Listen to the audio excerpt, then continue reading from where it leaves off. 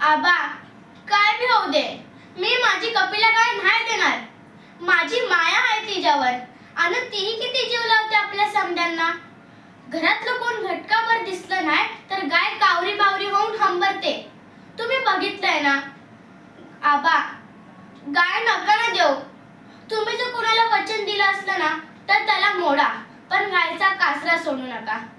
तुम्हीच तर म्हणता, ज्याच्या घरी गाय त्याच्या घरी विठ्ठलाचं पाय. ते विठ्ठलाचं पाय भाग्यवंत आपल्या घरात तर असं कसं जाऊ द्यायचं? नाही आई, तू तरी सांग ना ग, असं कसं जाऊ द्यायचं कपिलेला? त्या मुक जनावर आहे म्हणून ते आपल्या कसं वेगळं आहे का?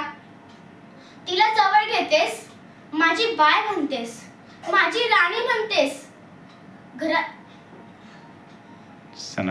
सणासुदीला पोळीचा पहिला घास तिच्या मुखात घालतेस ना.